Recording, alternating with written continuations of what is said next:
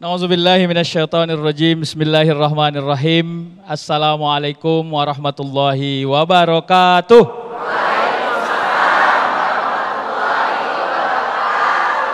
Hamdan wa syukran lillah, salatan wa salaman ala rasulillah la nabiyya ba'dah. Abi Amir yang saya muliakan, Ustazah Qatrun ada Ustaz Sofyan juga dan seluruh jamaah Damai Indonesiaku TV One yang selalu dirahmati Allah Subhanahu wa taala. Sudah diawali tadi oleh Abi, memang malas ini salah satu unsurnya adalah godaan setan. Jadi biar kita tahu, setan itu memang setan kali memang. Karena saking setannya lah setan itu, dia akan mengimprovisasi diri manusia dari orang yang produktif menjadi hilang produktivitasnya. Jadi kerja setan itu ada dua yang paling besar. Satu, kalau tidak bisa buat orang jahat, maka dia akan membuat orang berhenti berbuat baik. Dia buat kita malas, dia buat kita capek, dia buat kita suntuk. Tahu suntuk? Tahu enggak? Ya, apa ciri-ciri orang suntuk ayo? Ya, suntuk bete ya. Ciri-ciri orang suntuk itu suka membuat orang lain suntuk. Nah, itu. Tadi saya enggak ada masalah, begitu saya cakap sama dia jadi bermasalah hidup saya. Hati-hati loh. Jadi orang malas itu salah satu akses yang terbangun dari dirinya tidak pernah menjadi solution maker. Tadi saya punya satu masalah, begitu saya bicara sama dia jadi saya punya 3 masalah. Hati-hati. Jadi ibu-ibu tadi sudah di callback tuh sama Abi ya. Ibu-ibu bersyukur nggak punya suami kayak suami ibu? Bersyukur ya, yakin ya. Nah, sekarang pertanyaannya saya ganti. Kira-kira suami ibu bersyukur nggak punya istri kayak ibu? Wah iya, nanti kita tanya dulu ya. Nah saya mau katakan, kadang-kadang ada satu hal yang kita lupa dalam hidup kita. Sudah 30 tahun berumah tangga, 20 tahun berumah tangga. Tingkat kemalasan itu hilang bukan karena cantiknya seorang istri. Karena merepet ya nggak siap-siap.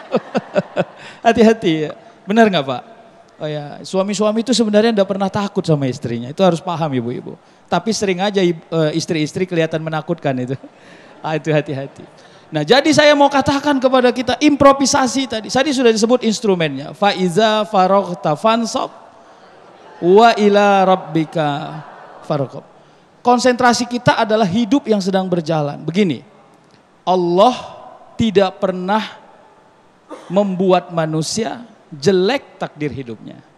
Tapi manusia karena selera yang terlalu tinggi, kelihatan yang dia jalani tidak cukup dalam hidupnya. Hati-hati Pak. Makanya selerai apa yang kau butuhkan dan belajarlah membutuhkan apa yang kau selerai. Sehingga apa yang kita selera tidak pernah keluar dari apa yang kita butuhkan. Sehingga tingkat kemalasan kita hilang. Kenapa? Kita tahu. Saya hari ini fokusnya mau nyekolahin anak nih. Ganti daster belakangan aja lah. Nggak apa-apa. Jadi jangan ngomongnya, cemana lah. Semenjak anak 3 kuliah, mau beli daster juga saya nggak punya duit. Bukan begitu. Setelah you punya anak 3 yang kuliah, rezeki beli daster sudah habis. Udah normal aja. Normal aja hidup ini. Kenapa? La yukallifullahu nafsan illa wus'aha laha ma kasabat wa 'alaiha maktasabat. Jadi kan kalau kita mau mengintervensi ayat ini, jangan diletak di bawah. Kalau di bawah kita akan cenderung menghakimi ayat ini. Ya Allah, kata engkau saya sanggup, saya nggak sanggup loh ya Allah. Nah, maka letak di atas dia. Karena kata Allah saya sanggup, maka saya harus sanggup. Terminologi tadi ya kan disebut ya. Wa iza qamu ilas shalah qamu kusala. Saya mau bilang kepada Bapak Ibu nih sekalian. Apapun yang Allah sebut dalam Al-Quran berarti penting. Tolong jangan dianggap tidak penting. Kenapa kita merasa tidak penting apa yang Allah sebut? Karena tidak direct kepentingannya pada hidup kita. Itu masalah. Itu di Medan sana ada orang bilang begini. Kau jangan tidak sholat kau ya. Kenapa? Nanti kau masuk neraka. Kapan itu? Nantilah di akhirat. Yang nanti-nantilah kita pikirkan, ngapain sekarang kita pikirkan. Hati-hati. Anda enggak tahu ya, Allah udah kasih sebut ya. Yaumala tamliku nafsul li nafsin syai'a wal amru yauma izil lillah. Enggak mungkin Allah bohong. Kata Allah, pada hari itu tidak ada orang yang bisa mengurusi orang lain karena semua orang sibuk mengurusi dirinya. Ya udah, makanya kalau kita cinta kepada diri kita sendiri, pasti kita akan menjadi orang taat kepada Allah. Oleh karena itu, tingkat kemalasan itu kita geser begini aja. Ya Allah, cukupkan apa yang aku miliki, beri aku memiliki apa yang aku mau, dan apa yang aku mau adalah apa yang aku miliki. Sehingga kita tidak tergeser dengan hidup orang lain. Itu kalau di Medan namanya ange, ibu tahu enggak ange itu? Ange itu iri loh. Sibuk dia ngange-ngange iyawa, awak tak ange-ange. Sibuk dia buat awak iri, alhamdulillahnya kita ndak iri. Yang gawat, orang ndak pernah buat awak ange kali. Ada model orang sekarang kalau dia beli emas, modelnya goyang tangan. Apa kabar ibu? Sehat. Kayaknya udah lama ya nggak ketemu ya. Kenapa ya? Kolesterol ya tangannya ya? Enggak. Asam urat kali. Enggak. Emas baru ya? Lama kali sadarnya. Hati-hati. Pertanyaannya Anda iri nggak? Begini, yang tidak kau miliki sebenarnya tidak menjadi beban dalam dirimu. Harus ke situ gestur berpikir kita untuk kita meyakini tidak ada yang jelek Allah buat. Tapi garis koordinatnya adalah yakin apa yang Allah berikan kesanggupan, kecukupan, itu harus jadi ikhtiar kepada kita. Innallaha la yughayyiru ma biqaumin hatta yughayyiru ma bi anfusihim. Jadi kira-kira ayat ini ingin mengatakan begini, kalau urusan teknis Anda harus kuatkan nilai Anda bahwa urusan teknis itu ada di diri Anda. Ya, kalau Anda mau minum, ada minumnya, ambil minumnya, minum.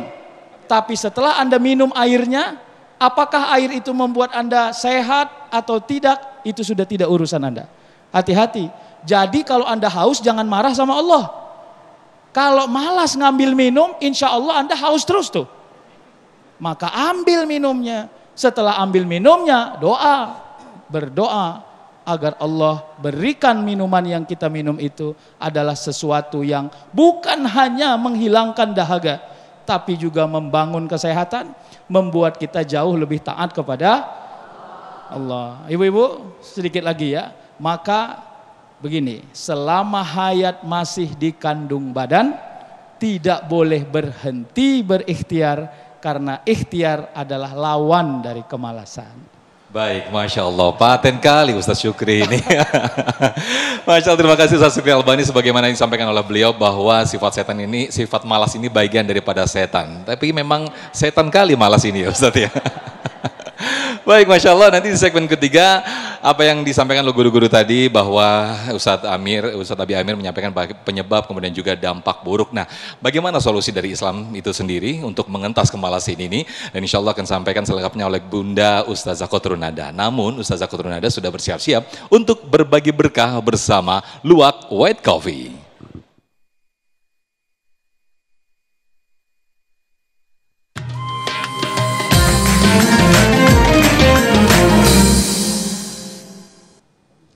Baik jamaah sekalian, saatnya kali ini saya ingin berbagi berkah ya bersama Luwak White Coffee, dan tentunya jamaah yang beruntung bisa menjawab pertanyaan yang akan saya sampaikan, dan silahkan kalau ada yang mengetahui jawabannya langsung angkat tangan, saya akan tunjuk, saya akan pilih, insya Allah yang beruntung akan mendapatkan hadiah 1 juta rupiah persembahan dari Luwak White Coffee. Jangan lupa dipotong pajak. Baik, siap-siap ya.